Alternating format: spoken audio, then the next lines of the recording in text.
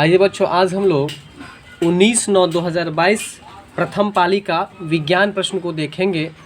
जैसा कि आपका पहला प्रश्न है, निम्न में से कौन खरपतवार नाशक है। हम पहले भी बता दिए हैं कि जब हम किताब में से देख करके पढ़े तो आप लोग भी क्वेश्चन को अपने मन में पढ़िए और देखिए, ठीक है। तो यहाँ पर आपको क्या है उसको समझिए कि निम्न में से कौन खरपतवार नाशक, ठीक है, नहीं है। खरपतवार नाशक नहीं है। अब जरा प्रश्न के कॉन्सेप्ट को पहले समझिए, इसमें से 2-3 चीज़ निकलेगा।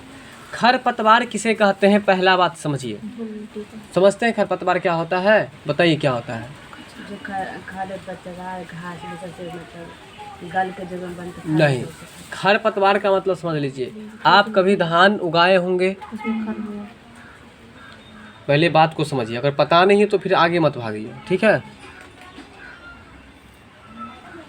आप लोग धान, गेहूं या कोई भी फसल, जैसे आलू लगाए हैं, ये बताइए। आलू तो सामान्य आदमी लगाते हैं।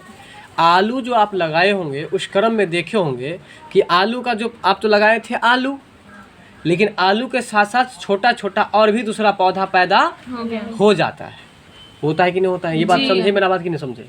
आलू लगाइए, प्याज लगाइए, या चाहे जो कुछ भी फसल लगाइए, आप जो फसल लगाए उसके अलावा जो उसमें पौधा निकल आया उसी को हम लोग क्या कहते हैं? खरपतवार। अब समझ में अभी भी आया कि नहीं आया? ठीक है। तो वो खरपतवार आपके फसल के लिए लाभदायक होता है कि हानिकारक? हानिकारक होता है ना, इसीलिए उसका नाम है खरपतवार। तो बताइए, खरपतवार जो है वो खरपतवार को आप नाश कीजिएगा कि उसको और खाद पानी देके बढ़ाइएगा? नाश करेंगे। बात समझ में यहाँ तक आया आपकी नहीं? तो खरपतवार किसे कहते हैं, समझ गए? तो अगर पूछे कोई खरपतवार किसे कहते हैं तो हम कहेंगे कि देखिए, मुख्य फसल जो हम लगाते हैं उसके अंतर्गत जो दूसरा अन्य छोटा छोटा पौधा निकल आता है उसी को हम लोग क्या कहते हैं? खरपतवार। समझ में आ गया? अब यहाँ पर है कि आपने बताया कि खरपतवार को हम लोग क्या करेंगे? नाश करेंगे। तो कैसे नाश करेंगे? आप 2 तरीका से नाश करते हैं। एक है कि आप खुरपी लेकर के उसको क्या करते हैं? कमाते हैं, उखाड़ के फेंक देते हैं। और दूसरा क्या करते हैं आप? दूसरा उसमें दवा दे करके, दवा छिड़काव करके, खरपतवार नाशी दवा दे करके आप उसको क्या करते हैं? हटा देते हैं। बात कॉन्सेप्ट यहाँ तक क्लियर हुआ जी। चलिए, तो प्रश्न है आपका कि कौन खरपतवार नाशक है। अब प्रश्न बोलने से ही समझ में आ गया होगा कि खरपतवार नाशक मतलब छोटे छोटे पौधे को नाश करने वाला जो दवा है उसका नाम पूछ रहा है। नाश मतलब हो गया कि एक क्रिया हो गया, है कि नहीं? एक काम हुआ कि नाश। लेकिन यहाँ पर नाशक मतलब नाश करने वाला। नाशक मतलब नाश करने वाला। लेख मतलब हो गया कहानी, और लेखक मतलब लिखने वाला। बात समझ में आया कि नहीं समझ में आया? तो नाशक मतलब नाश करने वाला। तो खरपतवार को जो नाश करने वाला है उस दवाई का नाम पूछा जा रहा है कि इसमें कौन नहीं है। और उससे पहले भी एक और बात समझ लीजिए, खरपतवार नाशक या उसी को हम लोग क्या बोलते हैं? शाकनाशी। क्या बोलते हैं? शाकनाशी। वही साग जिसको आप बोलते हैं उसको हम लोग नाश करेंगे, उसी को शाकनाशी ही बोलते हैं, और उसी को खरपतवार नाशक भी हम लोग कहते हैं। तो ये जो खरपतवार नाशक का उदाहरण कहता है कि इसमें कौन नहीं है, तो देखिए कौन नहीं है? VAM एक दवा का नाम है, जो कि दवा तो है लेकिन यह खरपतवार नाशी नहीं है। तो ये जो है आपको VAM जो है ये खरपतवार नाशी नहीं है। तो राइट इसका आंसर जो हो जाएगा क्या होगा बताइए आप लोग? VAM। देखिए ऐसे बोलिए, 2,4-D जो है यह खरपतवार नाशी है। बोलिएगा DCMU एजेंट ऑरेंज। तो आप समझ गए होंगे ये प्रश्न आप कि खरपतवार नाशी किसे कहेंगे, ये भी समझ गए। तो खरपतवार नाशी का उदाहरण ये तीनों है। तो क्या क्या है बताइए फटाफट से। और खास तौर पर एक बात सुन लीजिए, खास तौर पर ये 2,4-D जो है SPD का क्वेश्चन है, सेम क्वेश्चन कि 2,4-D क्या है। तो इसलिए SPD का भी आपको मैनेज हो जाएगा, मेकअप हो जाएगा। तो इसलिए आप लोग बोलिए 2,4-D DCMU एजेंट ऑरेंज। ये तीनों क्या है? और VAM जो है वह आपको खरपतवार नाशी नहीं है। और प्रश्न भी आपको यही पूछ रहा था कि खरपतवार नाशी कौन नहीं है। तो बताइए कौन नहीं है? और VAM को तो हमको याद ही नहीं करना है, याद ये करना है, 2 बार पढ़ लेना है। VAM को याद करना है ऑप्शन A, B और D। तो बताइए ऑप्शन A में आपको क्या है? 2,4-D। B में क्या है? DC सी में क्या है? Agent orange. एक बार पुनः देख के पढ़िए, फिर से देख के पढ़िए। पहला क्या है? अगला थोड़ा फास्टली बोलिए, फिर से बोलिए देख के। ठीक है, तो अब बिना देखे बताइए क्या सब है खरपतवार नाशी? 2,4-D है, DCMU और एजेंट ऑरेंज। देख तो बताइए कि खरपतवार नाशी का उदाहरण क्या सब है?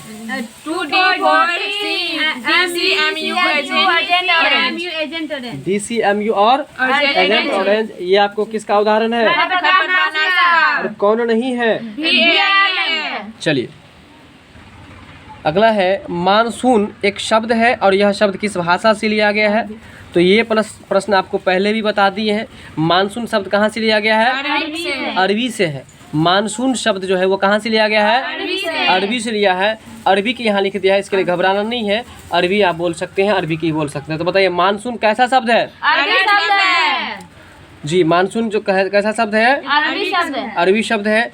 इसके बाद अगला प्रश्न है निम्नलिखित में से कौन कवक के उदाहरण है? तो देखिए कवक के जो उदाहरण है आपको कौन कौन से हैं कवक के उदाहरण? एक है टॉड स्टूल है, इसके बाद पुकीनिया है और इस्ट है। और ये प्रश्न शायद पहले भी हो चुका है। ठीक है, तो बताइए कि कवक का उदाहरण कौन कौन सा है? टॉड स्टूल है, पुकीनिया है और इस्ट है। बताइए फिर से, बताइए क्या सब है? टॉड स्टूल है, पुकीनिया है और इस्ट है। फिर से बताइए, टॉड स्टूल, पुकीनिया और इस्ट। इसको रटना पड़ेगा। अब एक बार पुनः देख कर पढ़िए, फिर बिना देखे पढ़िएगा। बताइए कौन कवक का उदाहरण पुकीनिया और ईस्ट है। बताइए फिर से क्या सब है? पुकीनिया और ईस्ट है। बताइए फिर से बिना देखे। चलिए, टॉड स्टूल है, पुकीनिया है और ईस्ट है। तो ये सब किसका उदाहरण है? कवक का उदाहरण है। अब अगला प्रश्न है आपका निम्नलिखित में से, ठीक है, किसे एक मृत यांत्रिक उत्तक माना जाता है? ये भी प्रश्न हुआ है ना? तो बताएंगे, एक बार प्रश्न पढ़ेंगे आप लोग फटाफट से। बताइए एक मृत यांत्रिक उत्तक माना जाता है। पहले तो निम्नलिखित में से इसको कट कर दीजिए। हाँ, प्रश्न पढ़ेंगे आप लोग। किसे एक मृत यांत्रिक उत्तक माना जाता है? तो किसे एक मृत यांत्रिक उत्तक माना जाता है? तो देखिए मृत यांत्रिक उत्तक का जो उदाहरण है आपको बोलिएगा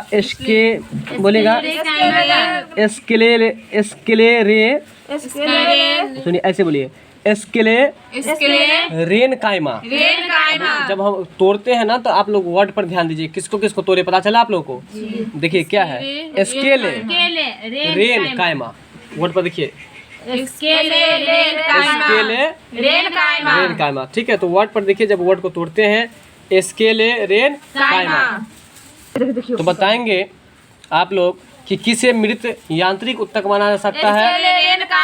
स्केले रेन कायमा को, स्केले रेन कायमा। तो अब बताइए कि एक मृत कोशिका का उदाहरण बताइए आप लोग।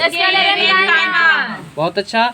इसके बाद अगला प्रश्न है ग्रीन मफलर। क्या है प्रश्न? Green muffler. और ये स्पीडी का सेम प्रश्न है। ग्रीन मफलर जो है वो किससे संबंधित है? ये आपको ध्वनि प्रदूषण से है। और इसको याद रखना बहुत ही आसान है।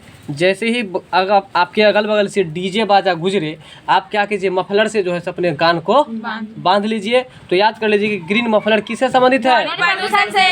ग्रीन मफलर किससे संबंधित है? प्रदूषण से। तो यहाँ है प्रश्न आपका निम्नलिखित में से, इसको तो पहले हम लोग क्या करते हैं, कट कर देते हैं। करा किसमें द्विखंडन है? अब देखिए द्विखंडन क्या होता है इसको समझ लीजिए। द्विखंडन, द्वि मतलब दो और खंडन मतलब खंड मतलब टुकड़ा। तो बताइए द्विखंडन कौन सा समास है?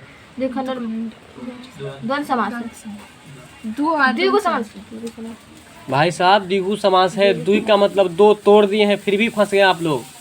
द्विखंडन द्विगु समास है। तो द्विखंडन जो होता है वो किन किन चीज़ों में होता है बोलिएगा? अमीबा में होता है, पैरामीशियम में और यूग्लिना में। और हम कल की क्लास में बताए थे कि पैरामीशियम का आकार कैसा होता है? चप्पलाकार होता है, मतलब चप्पल के जैसा। चप्पल का अंग्रेजी क्या होता है? स्लीपर होता है। क्या होता है? स्लीपर मतलब चप्पल होता है। तो बताइए कि द्विखंडन विधि से जो भोजन, द्विखंडन विधि जो होता है वो किन किन जीवों में होता है? अमीबा, पैरामीशियम और यूग्लिना में। क्या क्या चीज में? तो समझ में आ गया आप लोगों को। बताएंगे आप कि द्विखंडन विधि से जो आपको जनन होता है वो किन किन जीवों में होता है? अमीबा, पैरामीशियम और यूग्लिना में होता है। तो आइए अगला प्रश्न है। ये प्रश्न भी आपको पढ़ाए थे, उस मोटे वाले किताब में पढ़ाए थे, याद होगा अगर तो बताएंगे कि विद्युत चुंबक जो होता है, चुंबक बनाने के लिए किस प्रकार के लोहा का प्रयोग किया जाता है? याद है? विद्युत चुंबक बनाने के लिए किस प्रकार के लोहा का प्रयोग किया जाता है? तो नर्म लोहा और मृदु लोहा भी इसका आंसर आता है। सही बोले आप। देखिए जो नरम दिमाग का होगा एक तरह से समझिए मॉरले इंसान कहलाता है, इसलिए मृदु लोहा भी आंसर दीजिएगा और नरम लोहा भी आप दीजिएगा। नरम लिख दिया है तो नरम है तो कोई बात नहीं, नरम ही सही। तो चुंबक बनाने में किसका प्रयोग क्या आता है? चलिए अगर आपसे पूछ दे कि लोहा के 2 एस का नाम बताइए तो आप लोग बताइएगा। बताइए हेमेटाइट और मैग्नेटाइट, और तीसरा सीडियराइट है। ठीक है, चलिए इसके बाद अगला है आपको गैस पदार्थ में कणों के बीच की गति यादृक्ष होती है। ये जो आप देख रहे हैं यादृक्ष, इसको आप उठा करके आप यहाँ पर लिख दीजिए खाली स्थान में ताकि याद करने में सुविधा हो। तो यहाँ लिखा है कि गैसीय पदार्थ जो होता है, कौन पदार्थ? गैस पदार्थ में कणों के बीच की गति जो होती है वो आपको कैसी होती है? यादृक्ष होती है। गैस पदार्थ में कणों के बीच की गति कैसी होती है? यादृक्ष। तो आप लोग क्या कीजिए, यादृक्ष को वहाँ पर नोट करके और फटाफट से इस क्वेश्चन को 2-4 बार पढ़िए तो समझ में आ गया होगा कि गैस पदार्थों में कणों की बीच की दूरी, किसके बीच की दूरी? कणों की बीच की गति जो होती है, दूरी नहीं गति, वो आपको क्या होती है? यादृक्ष होती है। इसके बाद आपका अगला प्रश्न है, जब किसी पेड़ की शाखा को हिलाया जाए, शायद प्रश्न समझ में आ गया होगा, तो एक पके हुए फल शाखा से अलग हो जाते हैं। देखिए ये तो स्पष्ट है कि जब पके हुए फल होंगे पेड़ में, आप उसको हिलाएंगे है ना, तो वो नीचे गिर जाएगा। तो वही बात कर रहा है कि जब किसी पेड़ की शाखा, शाखा मतलब डाली, शाखा मतलब डाली है ना, शाखा को हिलाया जाए तो पके हुए फल शाखा से अलग हो जाते हैं और वह गिर जाते हैं। तो यहाँ पर न्यूटन का कौन सा नियम है? न्यूटन का इसमें प्रथम गति नियम है। और इसमें ट्रिक क्या बताए थे आप लोगों को बैक के क्लास में, याद है ना? कि जैसे कि अगर मान लीजिए कि ऊपर से गिरेगा फल और जो तेजी में वहाँ पर जाएगा तो प्रथम बार जो जाएगा वही ना प्राप्त करेगा उसको। तो इसलिए न्यूटन का प्रथम गति नियम, और ये प्रश्न आपको रिपीट है। ठीक है, तो बताइए कि न्यूटन के कितने नियम है? 3। चलिए ध्यान दीजिए, किसी विद्युत बल्ब पर 220 वोल्ट है। बताइए तो वोल्ट को हम लोग शॉर्ट में, संक्षिप्त में किससे? भी से दर्शाते हैं। ठीक है, इसके बाद है 100 वाट। वाट को हम क्या चीज़ से? डब्ल्यू नहीं बोलिए, डब्ल्यू क्या बोलिएगा? डब्ल्यू। तो डब्ल्यू से हम लोग सूचित करते हैं, है ना। तब इसे जब इसे 110 वोल्ट पर परिचालित करते हैं तो इसका उपयुक्त शक्ति कितनी हो जाती है? तो देखिए शक्ति का आंसर जो है किस में है? वाट में है ना। इसलिए याद कर लीजिए कि वाट किसका मात्रक है? वाट किसका मात्रक है? शक्ति का। और वोल्ट किसका मात्रक है? विभवांतर का मात्रक है। वोल्ट किसका मात्रक है? विभवांतर का मात्रक है। समझ में यहाँ तक आया? चलिए आपका अगला प्रश्न है, पतियों में फ्लोएम। बताइए फ्लोएम के बारे में प्रश्न पढ़ाए थे कि नहीं? तो बताइए फ्लोएम क्या है? एक उत्तक है। उत्तक का अंग्रेजी क्या होता है? टिश्यू। क्या होता है? टिश्यू। तो पतियों में फ्लोएम कहाँ पे रहता है? तो पतियों के निचले एपिडर्मिस की तरफ। बोलिएगा कहाँ पर? पतियों के निचले एपिडर्मिस की तरफ। पतियों में फ्लोएम कहाँ पर रहता है? चलिए अगला प्रश्न है आपका, निम्नांकित में से, इसको क्या करेंगे? पहले कट मार देंगे। त्वरण का मात्रक कौन नहीं हो सकता है? तो बताइए त्वरण का मात्रक कौन नहीं हो सकता है? हम बताए थे कि स्क्वायर वाला जो होगा वो होगा। तो देखिए किलोमीटर प्रति सेकंड स्क्वायर होगा, सेंटीमीटर प्रति सेकंड स्क्वायर होगा, मीटर प्रति सेकंड स्क्वायर होगा, लेकिन कौन नहीं होगा? किलोमीटर प्रति सेकंड जो है वह त्वरण का मात्रक नहीं होगा। ठीक है ना। अगला प्रश्न है, प्रोटॉन का खोज किसने किया? और ये हमने बैक के क्लास में चर्चा किया था कि प्रोटॉन का खोज जो है वो जेम्स चैडविक ने किया। किसने किया है? जेम्स चैडविक ने। और कहीं कहीं इसका आंसर रदरफोर्ड भी देता है। क्या देता है? रदरफोर्ड। तो आप लोग घबराइएगा नहीं, प्रोटॉन का खोज ये मारिएगा रदरफोर्ड भी हो सकता है। आप लोग जरा एक निगाह इस प्रश्न पर देंगे। ये प्रोटॉन की खोज आपको किया है दरअसल गोल्डस्टीन, और इसमें आपको रदरफोर्ड की भूमिका है, लेकिन इसका किताब में आंसर दिया था चैडविक, जो कि बाय मिस्टेक हम भी पढ़ा दिए। तो ऐसा नहीं है कि चैडविक प्रोटॉन का खोज किया। तो बताइए चैडविक जो है वो आपको किसका खोज किया है? न्यूट्रॉन का। किसका किया है? न्यूट्रॉन का खोज किया है आपको जेम्स चैडविक। और वहीं अगर बात करें हम जे थॉमसन, तो बताइए जे थॉमसन क्या किया? वो इलेक्ट्रॉन का खोज किया है। अगर अब बात करें हम गोल्डस्टीन के बारे में और रदरफोर्ड के बारे में, तो देखिए गोल्डस्टीन और रदरफोर्ड दोनों ऑप्शन में जब रहे तो उस परिस्थिति में आप लोग गोल्डस्टीन मानिएगा। क्या मानिएगा? वैसे प्रोटॉन की खोज में भूमिका आपको रदरफोर्ड का भी है, तो इसलिए याद रखिएगा प्रोटॉन का खोज अगर कहे तो क्या क्या मानिएगा? बोलिए गोल्डस्टीन और रदरफोर्ड। लेकिन पहले क्या मानिएगा? चलिए गोल्डस्टीन मानिएगा तो समझ में आ गया होगा। तो बताइए चैडविक क्या चीज़ का खोज किया है? न्यूट्रॉन का। और जे थॉमसन? अगला प्रश्न है, और बहुत अच्छा से ये प्रश्न आपको बैक की क्लास में मौखिक बताए थे कि दूरदृष्टि दोष वाला अगर कोई व्यक्ति है तो वह कहाँ पर साफ साफ देखेगा? यानी कि दूर की वस्तुओं को साफ देखेगा ना, और नजदीक को वह साफ नहीं देखेगा। तो इस प्रश्न पर जरा एक बार और चर्चा करते हैं। दूरदृष्टि दोष है तो वह कहाँ पर देखेगा साफ साफ? मतलब जो दोष रहेगा वह वहीं साफ साफ देखेगा। ठीक है ना, बात समझ रहे हैं कि नहीं? और दूरदृष्टि दोष के लिए किस लेंस की जरूरत होगी बताइए? उत्तल लेंस। देखिए बोलिएगा दूर, बोलिए ना दूर, तो दू से ऊ आ रहा है, तो इसलिए याद रखिए कि दूरदृष्टि दोष में कौन सा लेंस यूज कीजिएगा? और निकट दृष्टि दोष में तो यहाँ पर हम लिखते हैं उत्तल। ट्रिक समझ गए ना? क्या ट्रिक है बताइए तो थोड़ा। चलिए निम्नलिखित में से कौन सा भारत का प्रथम नाभिकीय ऊर्जा केंद्र है? ठीक है, तो प्रथम नाभिकीय ऊर्जा केंद्र जो है वह आपको तारापुर है। और याद रखिए कि तारापुर नाभिकीय ऊर्जा केंद्र जो है वह आपको महाराष्ट्र में। कहाँ है? महाराष्ट्र में है। और महाराष्ट्र की राजधानी कहाँ है? मुंबई। कहाँ है? मुंबई। कौन सा भारत का प्रथम नाभिकीय ऊर्जा केंद्र है? क्वेश्चन बहुत ही अच्छा है, ध्यान दीजिए। भारत का प्रथम है, यानी कि भारत का यह सबसे पहला नाभिकीय ऊर्जा केंद्र है। खोला गया था कहाँ पर? तारापुर में। कहाँ पर? तारापुर में। बात समझ में आ रहा है? कौन सा भारत का प्रथम नाभिकीय ऊर्जा केंद्र है? तारापुर। तारापुर कहाँ पर है? अगला प्रश्न है, कोशिका भित्ति किसके आसपास पाई जाती है? ठीक है, कोशिका भित्ति के बारे में पूछा जा रहा है कि यह किसके आसपास पाई जाती है।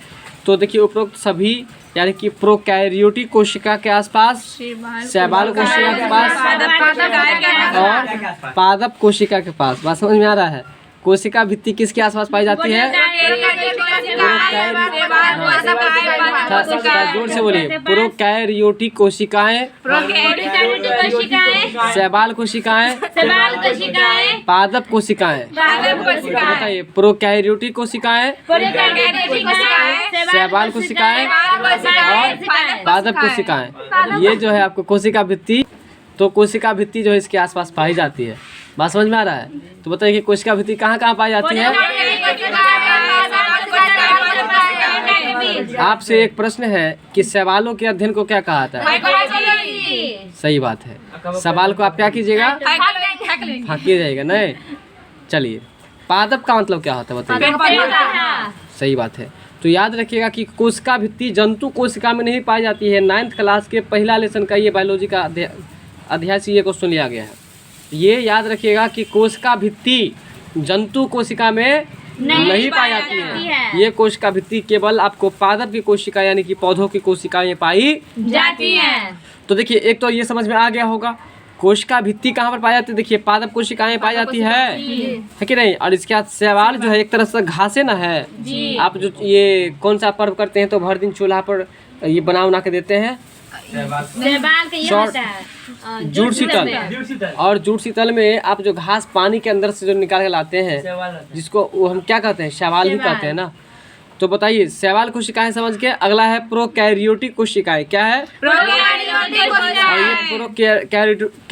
कोशिकाएं जो है ये आपको जैसे कोशिका भित्ति का क्या है? एक जगह है कोशिका भित्ति, वहाँ पर पाई जाती है। चलिए अगला प्रश्न है आपका, इनमें से कौन ऊष्माक्षेपीय अभिक्रिया है? ठीक है, ऊष्माक्षेपीय अभिक्रिया और ऊष्माशोषीय अभिक्रिया, इसके बारे में ज़रा समझ लीजिए। ऊष्माक्षेपीय अभिक्रिया और ऊष्माशोषीय अभिक्रिया में अंतर क्या है? सबसे बड़ा कि ऊष्माक्षेपी में ऑक्सीजन बाहर निकलता है और उष्माशोषी में क्या होता है, ऑक्सीजन अंदर में जाता है, मतलब वो सोख लेता है। बात समझ में आया? तो इसलिए याद रखिएगा कि उष्माक्षेपीय अभिक्रिया के साथ इनमें से कौन उष्माक्षेपीय अभिक्रिया है। तो देखिए यहाँ है त्वरित चूने के साथ जल की अभिक्रिया। कह रहा है कि उष्माक्षेपीय अभिक्रिया का उदाहरण कौन सा है, त्वरित चूने के साथ जल की अभिक्रिया। तो इसको रटना पड़ेगा, आप लोग रटिए। इनमें से कौन उष्माक्षेपीय अभिक्रिया है, तो त्वरित चूने के साथ जल की अभिक्रिया। तो बिना देखे बताएंगे कि उष्माक्षेपीय अभिक्रिया का उदाहरण बताइए। त्वरित चूने के साथ जल की इसी तरह से जब भी बोले पढ़ने के लिए तो पढ़िए बढ़िया से। अगला प्रश्न है आपका, निम्नलिखित में को हम लोग क्या करते हैं, कट कर देते हैं। नीले लिटमस पत्र को लाल कर देता है कौन, बी और सी, यानी कि CH3OH और CH3। ये बी और सी में तो ए नहीं होगा, ए कटेगा। बी में CH3COOH और HCOOH बताइएगा। चलिए कौन आपको जो है सो नीले लिटमस पत्र को लाल कर देता है, कौन नीले लिटमस पत्र को लाल कर देता है, तो बताइए कौन कर देता है। और HCOOH बोलिएगा। तो आप प्रश्न के साथ आंसर बोलिए। तो कौन नीले लिटमस को लाल कर देता है, CH3COOH और HCOOH। बात समझ गया? तो नीले लिटमस पत्र को लाल कौन कर देता है, चलिए अब एक बात बताइए, CH3COOH जो है वो किसी चीज का सूत्र है, किसका सूत्र है, एसिटिक अम्ल का। सही बात बताए, एसिटिक अम्ल का सूत्र है। ठीक है, एक तत्व जिनकी परमाणु संख्या 10 हो, ध्यान दीजिए, एक तत्व है जिनकी परमाणु संख्या क्या हो, 10 हो, तो उसके संबंध में कौन सा कथन सही है। तो देखिए अगर किसी तत्व की परमाणु संख्या 10 होगा, जिनकी परमाणु संख्या 10 होगा वह आपको क्या होगा, तो बी और सी ऑप्शन दोनों सही है, यानी कि वह अधातु होगा और साथ में वह अक्रिय गैस होगा। यानी कि याद रखिएगा, ऐसा प्रश्न एक देखने को मिलेगा। तो जो जिनकी परमाणु संख्या 10 हो वह एक तो सबसे पहला ऑप्शन अधातु है और दूसरा क्या है, अक्रिय गैस होगा। बताइए क्या होगा, अधातु और अक्रिय गैस। एक अक्रिय गैस क्यों बोलते हैं, यह एक अधातु है और यह एक अक्रिय गैस है। तो बताइए किन परमाणु संख्या वाले तत्व का गुण अगर कहा जाए कि अधातु और अक्रिय गैस होगा, तो परमाणु संख्या 10 वाला जो आपको तत्व होगा, हाँ, जिस तत्व की परमाणु संख्या 10 होगा वह कौन सा गैस होगा, अक्रिय गैस होगा। वह धातु होगा कि अधातु। चलिए अब है 10 सेंटीमीटर स्क्वायर और 20 सेंटीमीटर स्क्वायर क्षेत्रफल की 2 तनी हुई झिल्लियों को एक ही गहराई पर एक तरल के क्षैतिज के रूप में रखा जाता है, तो द्रव द्वारा उन पर लगने वाला जो दबाव है वह 1:1 है। इस प्रश्न को 2 बार पढ़ के छोड़ दीजिएगा आप लोग, ये न्यूमेरिकल प्रश्न है। ठीक है, इसको 2 बार पढ़ के इसको क्या करना है, छोड़ देना। ठीक है, वीडियो यहीं पर हम लोग लास्ट करते हैं, मिलते हैं अगले वीडियो में। धन्यवाद। वीडियो अच्छा लगा हो तो लाइक शेयर सब्सक्राइब जरूर कीजिएगा।